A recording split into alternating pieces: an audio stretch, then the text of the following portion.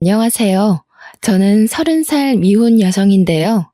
최근 결혼을 앞두고 완벽한 새 사람으로 거듭나길 기다리고 있어 행복한 날을 보내고 있답니다.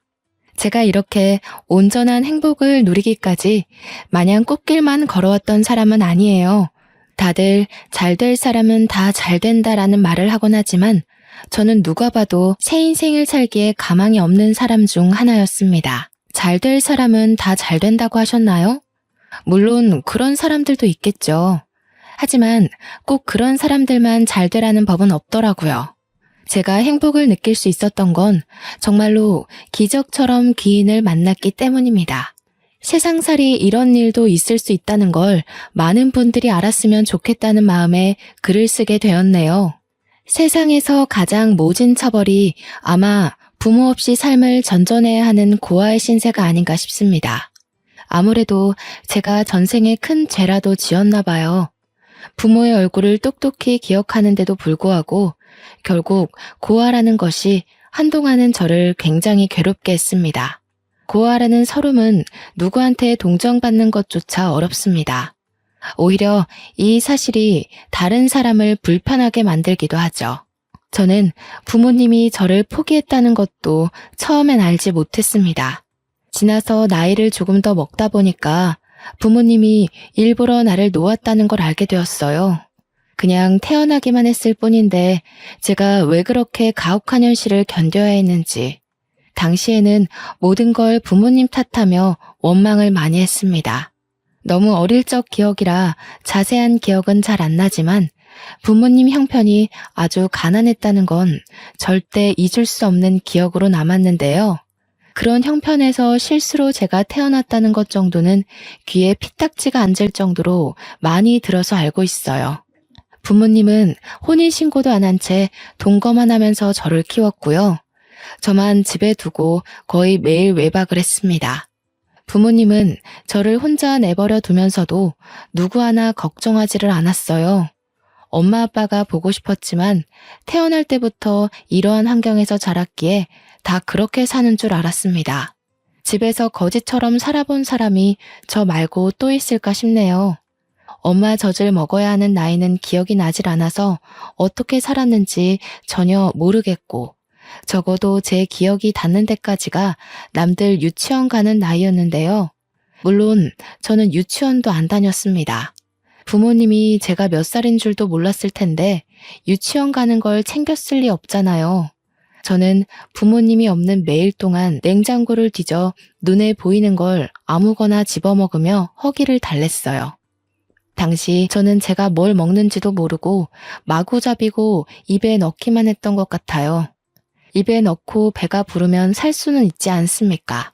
맛있어서 먹는 밥은 제게 사치였고 저는 그렇게 의식주를 해결했습니다. 부모님이 일주일에 한두 번만 귀가를 했으니 그동안엔 저 혼자 아무것도 안 하고 먹고 자기만 하면서 집벌레처럼 집을 지켰어요. 특히 부모님이 없을 때마다 한 번씩 모르는 아줌마가 찾아왔는데 어린 나이에는 그게 그렇게 무섭더라고요. 밖에서 나쁜 인사를 하며 문을 세게 두들기는 사람은 다름 아닌 집주인 아줌마였습니다. 어린 마음에 저는 부모님이 집에 없는 것보다 그 아줌마가 더 무서웠던 걸로 압니다. 아줌마는 늘 저희 부모님의 돈을 떼먹으러 왔는데요. 지나고 나서 생각해보면 그건 돈을 떼어먹는 게 아니라 부모님이 관리비랑 방세를 안 내니까 독촉을 하는 거였어요. 집주인 아줌마도 피해자 입장에서 애가 타는 마음에 그렇게 악마처럼 무섭게 행동하셨던 거죠. 그래도 부모님이 두세 달 월세를 한 번에 내더라도 내긴 냈어요. 관리비도 그런 식으로 몰아서 냈고요. 저한테 일절 부모 노릇을 안 했기에 아마 제가 묵고 있는 집이라도 유지하는 게 그나마 자기 자식을 위한 최대의 자비였지 않나 생각이 듭니다. 그리고 그 방이 남들 발길 안 닿는 곳이라서 집을 내놓는다고 해도 팔리지도 않는 집이었을 겁니다. 그래서 집주인 아줌마도 우리 부모님을 닥달하면서 계속 내버려 두지 않았나 싶네요. 저는 태어난 이후 집 앞 말고는 바깥을 나가본 적이 없었고 초등학교도 못 가서 그렇게 집에만 있었습니다. 그러다 제 나이 10살이 되었을 때 부모님 둘 다 같이 집에 머문 적이 있는데요. 그날이 제겐 가장 기쁘고 또 가장 슬픈 날이기도 했습니다. 부모님이 케이크를 사들고 왔더라고요. 당시 제 눈에는 그게 그냥 예쁜 빵이었습니다. 당연히 생일을 챙겨주는 사람이 없었으니까 케이크가 생일 축하하기 위해 쓰이는 빵인지도 모르고 있었던 거죠. 부모님 말로는 빵이라고 하길래 되게 예쁘게 생겨서 신기하게 봤던 기억만 나네요. 그렇다고 그날이 제 생일은 아니었던 걸로 압니다. 저는 난생 처음으로 부모님과 같이 하는 밥을 먹었어요. 행복이라는 걸 잘 몰랐는데 그때 느낀 즐거움이 행복이었던 것 같기도 해요. 부모님은 한 번씩 싸울랑말랑 아슬한 대화를 나눴어도 그날만큼은 참으며 싸우지 않았습니다. 그리고 엄마가 제게 선물이라면서 상자 하나를 주었는데요. 뚜껑 열고 닫는 휴대폰이었어요. 다정아, 휴대폰 알지?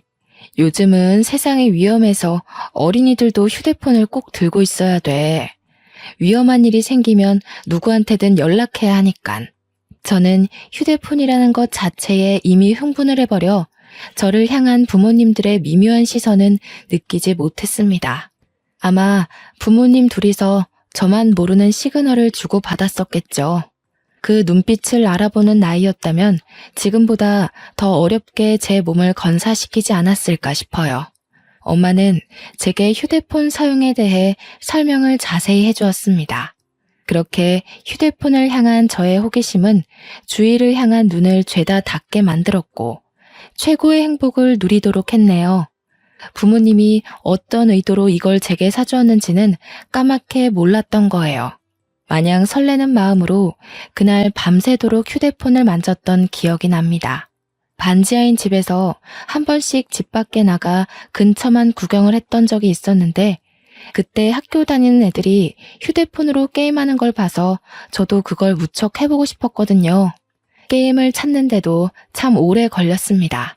저는 공부를 해본 적이 없는 아이기 때문에 글자를 모르잖아요. 대충 그림만 보고 밤새도록 하나를 다운받기 위해 고군분투했었어요. 그러다 언제 잤는지도 기억 안 날 만큼 새벽 늦게 까무룩 잠이 들었고 저는 그대로 고아가 되었습니다. 당시에는 말씀드렸다시피 바로 자각하지 못했어요. 엄마 아빠가 집에 안 들어오는 건 제게 너무 익숙한 사실이었거든요. 이젠 휴대폰이란 친구가 새로 생겼으니 글자랑 숫자와 씨름하며 놀기 바빴습니다. 그러나 부모님이 아무리 집에 안 오더라도 적어도 한 달에 2-3번은 왔는데 어느 순간부터 발길이 더 끊어졌다는 걸 알았죠. 그때만 해도 나중에 오겠지, 내일은 오겠지 하면서 사태의 심각성을 모르고 기다렸습니다. 더 이상 냉장고에서 꺼내 먹을 음식도 없었고 관리비랑 월세는 쌓이기만 할 뿐 해결되지 않았어요. 그렇게 체감상 반개월이 지났을 때쯤 누군가 집 문을 뜯는 소리가 났어요. 집에 혼자 있던 저는 놀라서 방문 뒤로 숨었는데 집주인 아줌마가 열쇠공을 부른 거였더군요. 세상에나, 집꼬라지가 이게 뭐야? 어이 꼬마야, 너희 부모님 어디 있니? 내가 더는 사정 못 봐준다. 그래도 2-3달에 월세 몰아서 내길래 젊은 부부가 어렵게 산다고 생각하고 이해해 주려고 했는데 6개월은 우리도 힘들어. 화가 난 집주인이 무서워서 저는 집주인 아줌마를 피해 그 집을 도망쳐 나왔습니다. 저는 그날로 집까지 잃은 고아가 된 거였죠. 옷도 잠옷밖에 없어서 엄마 가디건 걸친 게 다였어요. 신발도 부모님이 사준 적 없으니까 그나마 발이 작았던 엄마 슬리퍼를 신고 나왔네요.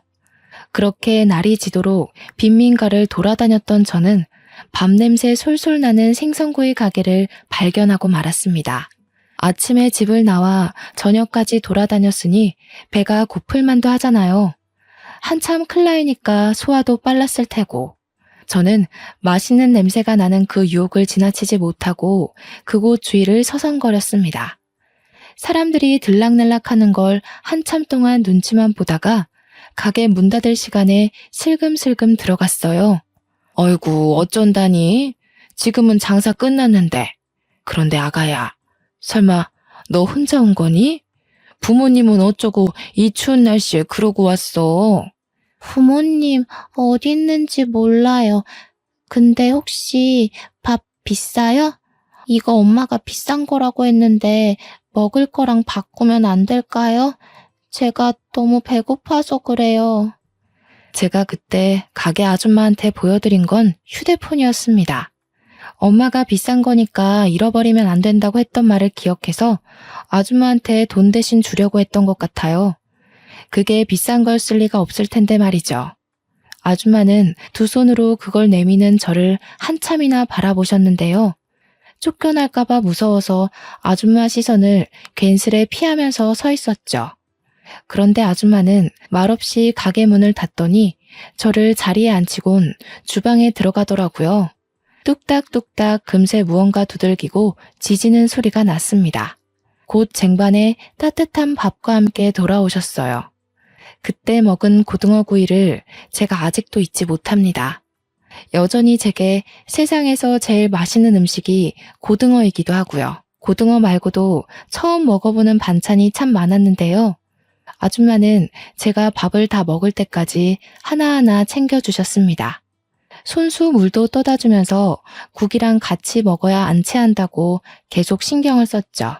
그래서 너는 어디서 온 거니? 얼마나 돌아다닌 거야? 엄마 아빠 어디 갔는지 몰라? 전화기 들고 있으면서 전화라도 해보지 그랬어. 아줌마가 연락해 줄까? 엄마 아빠 전화번호 몰라요. 집에서 집주인 아줌마가 돈 내라고 무섭게 하는 바람에 도망쳐 나온 거예요. 나중에 다시 가보려고요. 저는 아줌마가 물어보는 질문에 하나같이 모른다고 대답하면서 제가 겪었던 일들을 말해주었습니다. 그러니 아줌마는 제가 처했던 상황을 단번에 눈치챘나 봐요. 저는 밥을 다 먹은 후 아줌마 손을 잡고서 경찰서로 갔습니다. 집에 데려다 주는 줄 알았는데 경찰서를 간 거라 좀 더 무서웠네요. 아줌마의 부탁으로 경찰은 저를 실종 신고하려고 제게 부모에 대해 물었지만 그때서야 저는 부모님 이름도 모른다는 걸 알게 되었어요. 부모님 얼굴만 알지 정작 부모님에 대한 신상 정보를 아무것도 모르고 있었습니다. 나이도 몰랐는데 경찰이 제 출생신고 기록을 보고서 10살이라고 말해주어 그때부터 나이를 세기 시작했어요. 결국 아무런 정보도 알지 못한 채 경찰은 제 이름과 나이 인상착의만 보고 저는 실종 미아 신고 접수를 했을 겁니다. 내내 제 곁을 지켜주고 있던 아줌마는 제가 글자도 모르고 숫자도 모르고 몸만 컸지 배움은 유치원 애들보다 못하다는 걸 알게 되었는데요. 일단 제 부모를 찾겠다는 신고 접수는 들어갔는데 그동안 저를 어디 둬야 하나 그 고민을 다 같이 했었어요. 경찰이 아동보호소를 알아봐 줬는데 그렇게 찾은 곳이 바로 보육원이었습니다. 일단 밤이 늦었기에 아줌마 뜻에 따라 저는 아줌마 집에 가서 하룻밤 신세를 지게 되었어요. 그러고 다음날 꿀맛 같은 아침밥을 먹고서 아줌마 손을 잡고 보육원을 갔죠. 그러나 보육원 분위기는 생각보다 삼엄했고 원장님의 말씨는 친절했으나 표정이 예사롭지 않다는 걸 아줌마가 느낀 것 같더라고요. 그날 보육원 두세 군데를 더 돌아다녔던 걸로 알아요. 아줌마가 저를 맡겨둘 만큼 멀쩡한 보육원을 발견하지 못했기 때문이라는 걸 나중에 알았습니다. 지금 이 글을 쓰면서도 아줌마가 참 좋은 분이라는 걸 새삼 다시 느끼고 있네요. 그렇게 아줌마는 마음에 드는 보육원을 찾지 못해서 뺑뺑 돌기만 하다가 또 밤이 왔습니다. 아줌마와 하룻밤을 더 보내게 되었는데 저는 당시 다른 건 몰랐고 그저 고등어를 또 먹게 되었다는 사실에 기쁘기만 했어요. 그리고 그날 밤 집에 돌아오는 길에 아줌마가 사줬던 새 내복을 입고서 아줌마 옆자리에 누웠는데요. 아줌마가 제게 정말 고마운 제안을 하는 거 아니겠습니까? 이름이 다정이라고 했지? 다정아, 너만 괜찮다면 아줌마랑 같이 지낼래? 아줌마도 평생 혼자 살아왔거든. 이참에 우리 한번 친구가 되어볼까? 아줌마랑 친구하면서 지내다가 부모님한테 연락이 오면 그때 돌아가면 되잖아. 친구요? 아줌마랑 저는 어른이고 아이인데 친구가 될 수 있어요? 혹시 아줌마도 초등학교 가야 되는 나이예요? 그런 건 아니고 친구라는 건 서로 친구하고 싶은 마음만 있으면 얼마든지 친구할 수 있는 거야. 아줌마도 다정이가 좋고 다정이도 아줌마를 좋아해주면 가능하지. 그럼 나 계속 그 물고기 먹을 수 있어요? 고등어? 아줌마랑 친구하면 고등어 계속 먹는 거예요? 그러면 저 아줌마랑 친구할래요. 한참 어른과 어린 제가 친구를 한다는 게 당시에는 이해하기 어려웠지만 저는 그때 고등어를 또 먹을 수 있다는 생각 덕에 좋아라 했던 걸로 기억합니다. 그렇게 저는 아줌마 일을 도와가며 고등어도 매일 먹으면서 밥 부족하지 않게 잘 먹고 잘 자랐죠. 아줌마가 자비를 써서 제 학교까지 보내주었는데요. 제가 초등학교 입학 당시 너무 늦은 나이기도 했고 또 유치원 수준도 못 미칠 만큼 배운 게 없어서 결국 특별반 수업을 들어갔습니다. 장애인 친구들이 수업받는 곳이었는데 저 또한 인지 능력이 낮아서 수업 진도가 잘 맞았던 걸로 기억해요. 특별반 친구들은 저보다 어린 애도 있었고 한두 살 많은 언니 오빠들도 있었는데요. 학교 다니는 게 그렇게 재미있는 건 줄 몰랐어요. 공부도 친구들과 노는 것도 또 급식 먹는 것도 제겐 하나같이 놀이나 다름없었을 만큼 즐거움을 얻었습니다. 집에 오면 아줌마가 제 공부와 숙제를 봐주기도 했어요.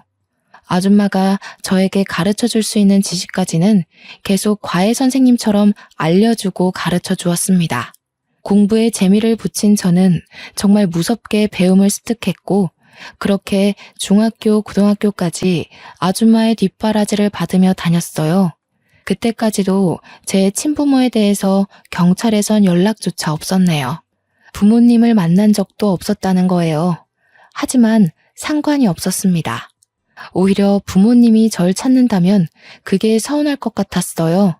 아줌마와 지내는 하루하루가 너무 재밌었거든요. 이전에 부모님 울타리 안에서 살았던 기억이 생생하게 남아 있었는데 그 지난날과 당시가 비교되면서 아줌마 곁을 벗어나고 싶지가 않았거든요. 아줌마가 가끔은 부모님 언급을 하면서 보고 싶지 않냐고 묻기도 했는데 저는 오히려 아줌마한테 부모님 얘기하지 말라고 툴툴거렸네요. 그때가 행복하지 않았다는 걸 제 몸이 본능적으로 기억하고 있는 거겠죠. 살다 보니까 아줌마는 왜 지금까지 혼자 살고 있는지 궁금할 때가 있었습니다. 한날은 같이 밥을 먹다가 질문을 참지 못하고 물어본 적 있었어요. 이 아줌마도 결혼할 뻔한 아저씨가 하나 있었지. 그런데 아저씨 집안이 아줌마를 너무 싫다고 해서 어쩔 수 없이 헤어졌어. 그 아저씨 말고는 마음에 드는 남자가 없었으니까 지금껏 혼자겠지? 아줌마 완전 순정파였네요. 젊을 때 만난 인연이면 되게 오래된 기억인데 그 아저씨 얼굴이 아직도 기억나요? 나는 내 부모 얼굴도 거의 다 까먹어버렸는데. 그럼 기억이 나지. 많이 좋아했었으니까. 이렇게 한 사람 오래 좋아하는 것도 참 할 짓이 못 돼. 차라리 여기저기 아무 남자나 만날 수 있는 그런 사람이라면 좋겠다, 나도. 네, 아줌마는 그런 거 안 어울려요. 그리고 그렇게 예쁜 사람들이 어디 좋은 사람인 줄 알아요?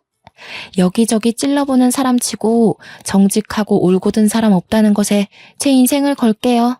아줌마와 저는 아줌마가 처음 제안을 했던 것처럼 정말 친구로서 참 돈독한 사이가 되어갔습니다. 이건 가족을 넘어서 친구라고 정해야 하는 게 아줌마와 제 사이를 더 잘 설명할 길이라 확신합니다.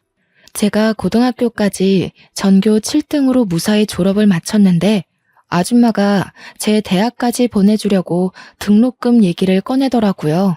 기다렸다는 듯이 말하면서 자기가 그동안 적금 모아둔 거 있다고 흔쾌히 저한테 주겠다는 거 있죠. 저한테 아낌없이 퍼주는 아줌마에게 너무 감사하면서도 동시에 받기만 하는 것 같아서 미안했습니다. 물론 대학 등록금은 정말 필요가 없었어요. 제가 수석으로 입학하는 덕에 장학금을 받고 다니게 되었거든요. 그 말을 해줬더니 아줌마가 정말 많이 기뻐하면서 자기 딸인 것 마냥 기특하다고 칭찬해주더군요. 나 아줌마 없었으면 이렇게 못 컸다는 거 알죠? 나 걷어줘서 정말 고마워요. 이젠 저도 어른 됐으니까 제가 다 갚아드릴게요. 시끄러워. 걷어주긴 무슨. 네가 다 늙은 나를 걷어준 거지. 어디서 내가 이런 보물 같은 친구를 얻었나 모르겠네. 아줌마야말로 다정이가 너무 잘 커져서 고마워.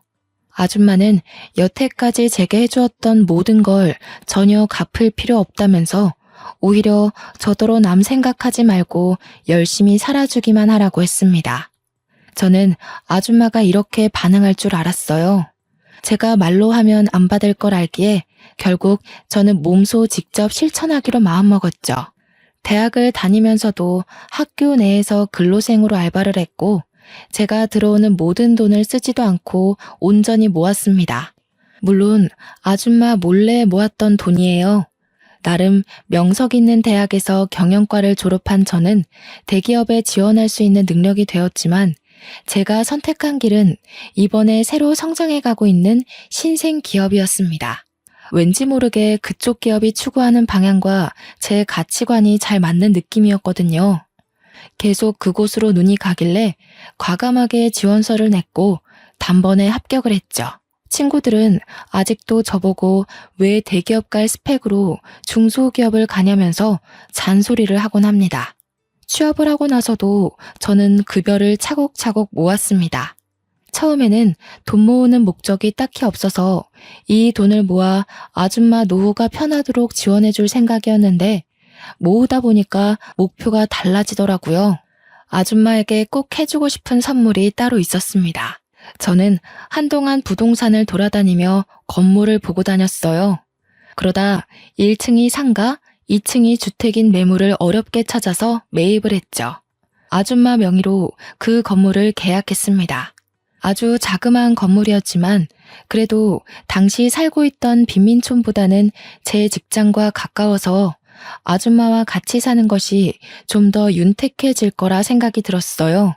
아줌마한테도 매번 집이랑 가게랑 30분은 걸어야 돼서 새벽 일찍 일어나고 밤늦게 집까지 걸어가고 하느라 보통 힘든 일이 아니었거든요. 앞으로는 바로 10초 거리의 집이 위층에 있으니까 몸 건강 챙기면서 장사하기에 훨씬 편할 거 아니겠어요?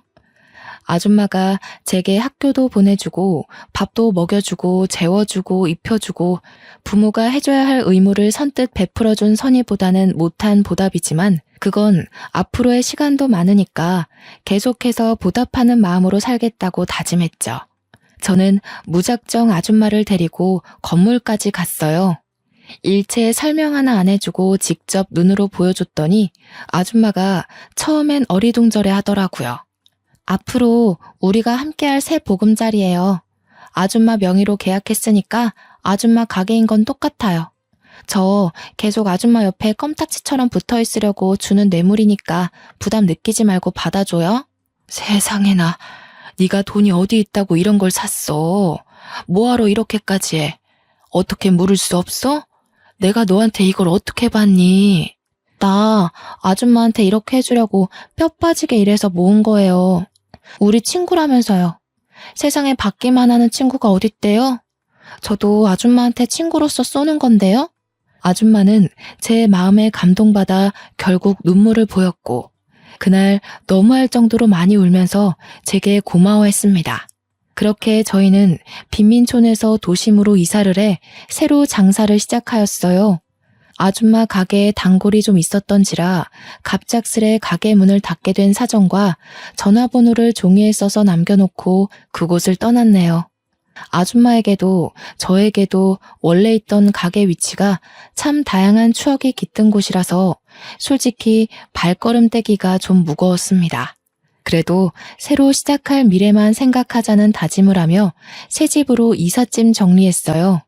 저는 머리가 좀 크고 나서부터 생각했던 건데 아줌마 손맛이 대중적일 거라 예상을 했었습니다.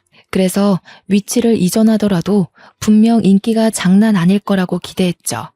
역시나 학원가에 위치했던 가게는 금방 입소문을 탔고 특히나 고등어 구이가 가장 인기 많았어요.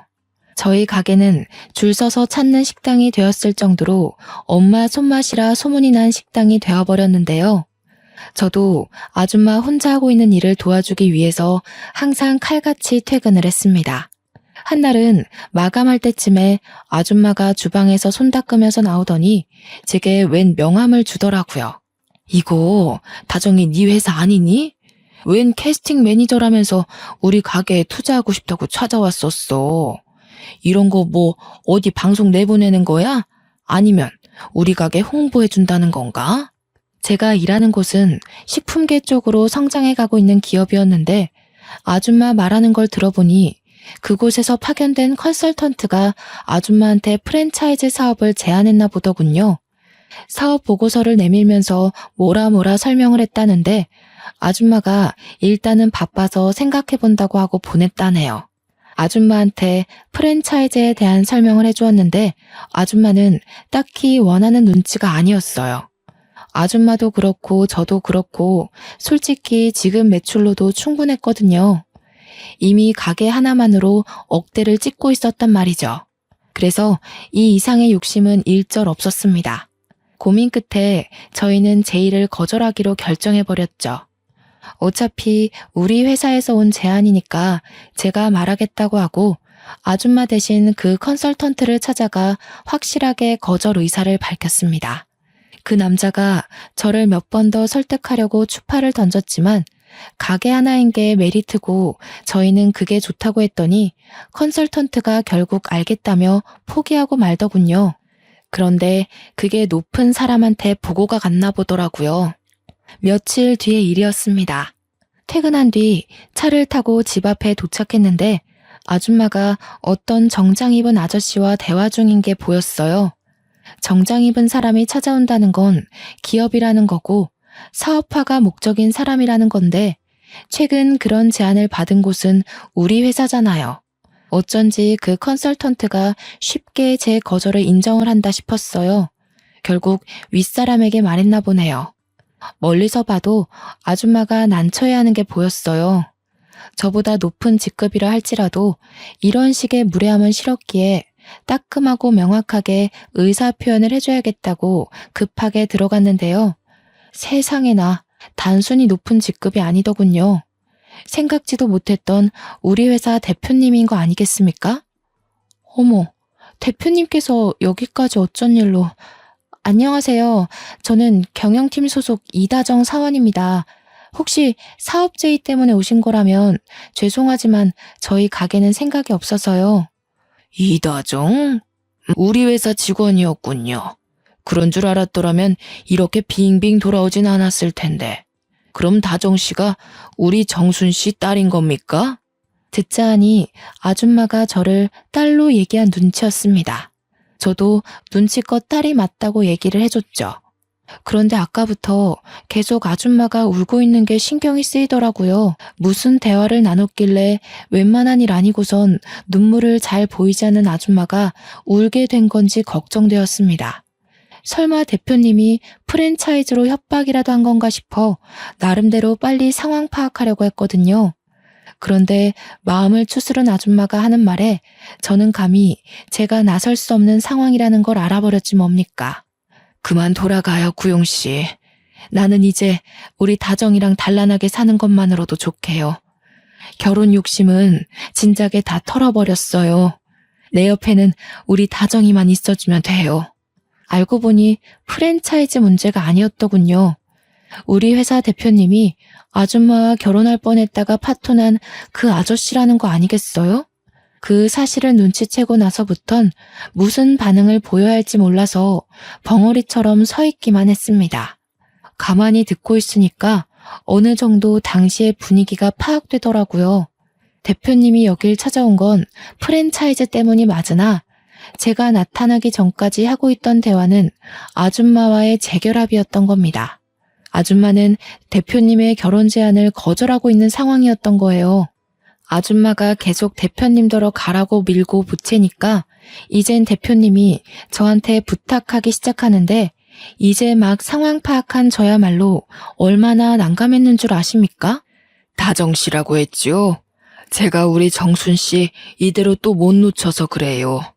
이젠 반대할 어른들도 없고 제가 정말 잘해줄 수 있는데 정순 씨가 다정 씨랑 있는 게 행복하다고 저를 거들떠도 안 보내요.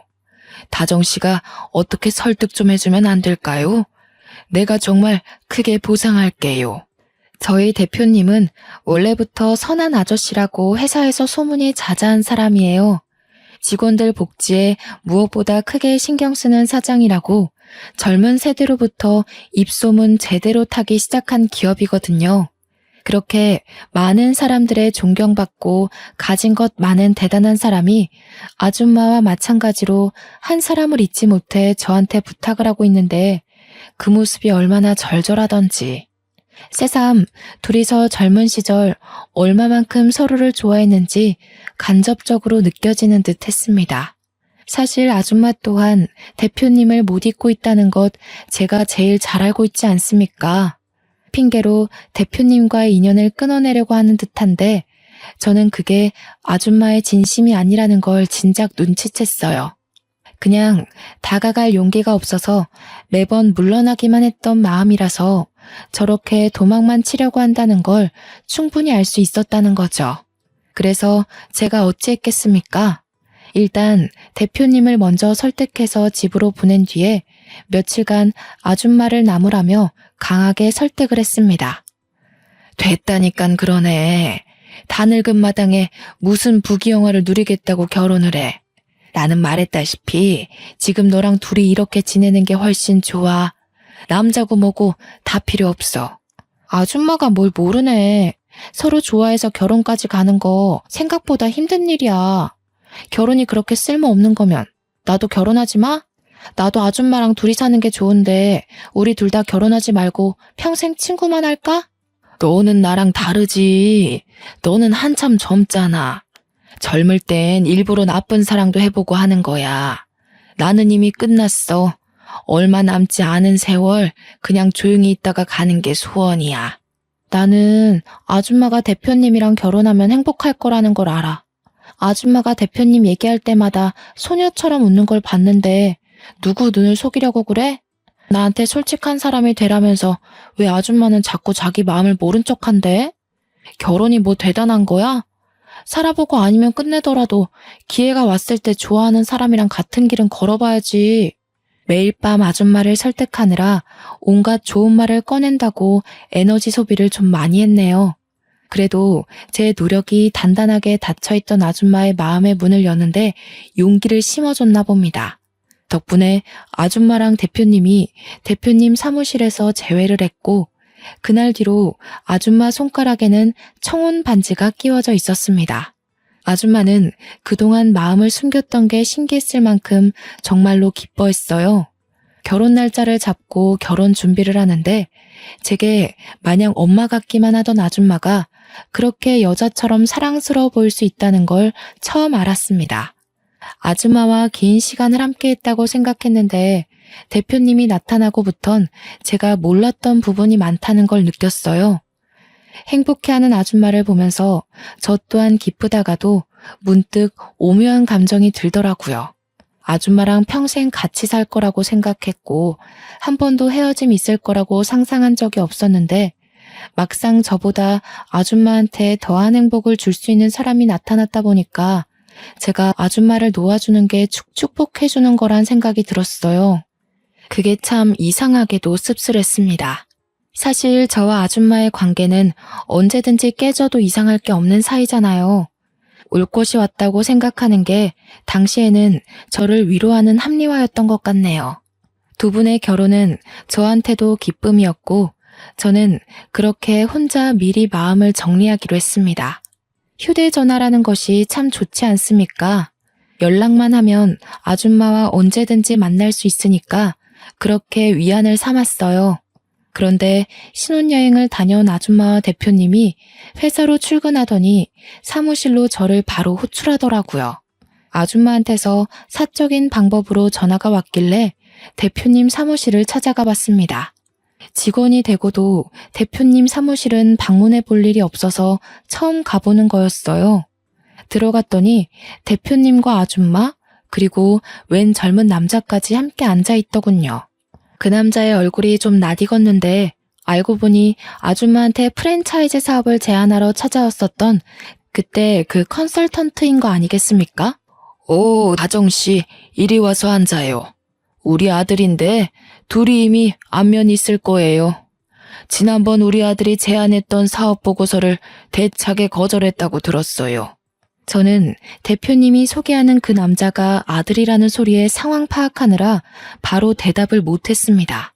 게다가 뜬금없이 자신의 아들을 소개해주는 대표님의 의도가 잘 이해되지 않았어요. 그러나 설명을 듣다 보니 대표님한테 이런저런 사연을 듣게 된 그 남자가 저를 알아보고 싶다고 했다는 거 아니겠습니까? 이렇게 인사드려서 죄송하네요. 사실 다정 씨가 지난번 사업 계획 거절하러 찾아왔을 때 사실 연락처를 물어보고 싶었거든요. 그런데 다정 씨가 당시 제 말을 안 들어줄 것 같더라고요. 아마 첫 단추가 잘못 끼워졌던 탓이겠죠? 저는 그때 남자가 마냥 저를 설득하려고 자꾸 접근한다고 생각했었는데 그게 아니었나 봅니다. 남자의 얘기를 들어볼 생각도 안 하고 내내 지나가다 마주치면 피하기만 했거든요.